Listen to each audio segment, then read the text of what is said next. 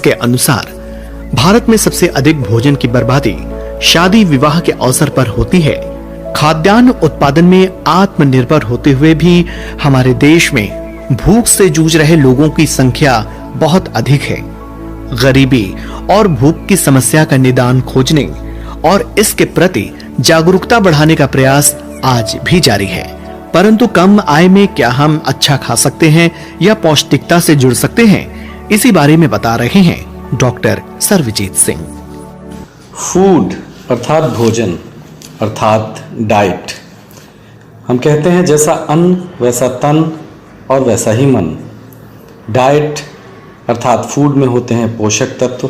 पोषक तत्व मुख्य रूप से 7 प्रकार के हैं: प्रोटीन, कार्बोहाइड्रेट, वसा, रेशे, खनिज लवण, विटामिन तथा पानी।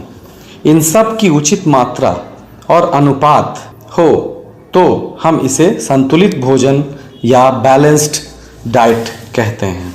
अगर हम संतुलित रूप से इसे नहीं लेंगे, जैसे कि अगर हम कम लेंगे तो हम अल्प पोषित होंगे, अगर हम इसे ज़्यादा लेंगे तो हम अति पोषित होंगे। अल्प पोषण और अति पोषण दोनों कुपोषण के अंतर्गत आता है और भारत में कुपोषण की मात्रा काफ़ी ज़्यादा है। उत्तर प्रदेश कुपोषण के मामले में सभी राज्यों से ऊपर स्थान रखता है। अब हम बात करते हैं कि कैसे हम कुपोषित होने से बचें। कम संसाधनों में संतुलित आहार लिया जा सकता है तथा कुपोषण से बचा जा सकता है। मैं एक उदाहरण देता हूं, जैसे कि हम स्थानीय तौर पे हमारे यहाँ दाल, चावल और सब्जी एक साथ खाई जाती है। ये एक दूसरे के पूरक होते हैं। जो दाल में कमी होती है अमीनो एसिड की, उस कमी को चावल पूरा करता है। चावल में जो अमीनो एसिड की कमी होती है उसे दाल पूरा करता है। और सब्जियों में होते हैं विटामिन्स, मिनरल्स और थोड़े बहुत कार्बोहाइड्रेट्स भी। तो इस तरह से यह कंप्लीट फूड की तरह होता है।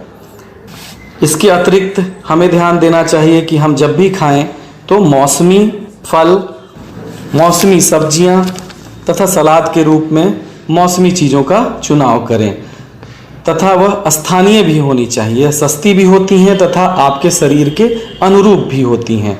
इसके अलावा हमें सूखे मेवे जो कि महंगे होते हैं उसमें हम सब कुछ तो नहीं ले सकते, लेकिन मूंगफली एक बहुत अच्छा स्रोत होता है। तीसी जो हमारे यहाँ बहुत सस्ते तरीके से मिल जाता है, वो एक ओमेगा 3 फैटी एसिड्स का बहुत अच्छा स्रोत है। एक और बात जो ध्यान देने वाली होती है कि जब हम दालें लें तो हम मिक्स दाल लें, यानी 2 से 3 सस्ती दालों को मिला लें।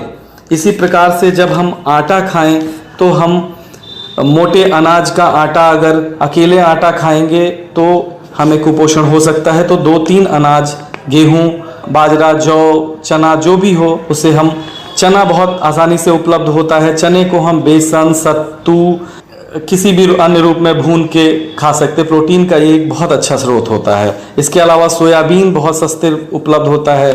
जो लोग मांसाहारी हैं उन्हें उबला हुआ अंडा वो ले सकते हैं, वो कंप्लीट फूड की तरह होता है। दूध और अंडे को सबसे बेहतरीन स्रोत माना जाता है प्रोटीन का और एक कंप्लीट फूड माना जाता है। इसी तरह से स्थानीय रूप से उपलब्ध मछली का हम सेवन कर सकते हैं, जो काफ़ी महंगी नहीं होगी। इस तरह से हमें ध्यान रखना है स्थानीय रूप से उपलब्ध फल, सब्जियां, सलाद तथा अन्य दालें और अनाज का सेवन हम करें, जिससे हमें पैसे की भी बचत होगी और हमें पोषण भी पूरा मिलेगा।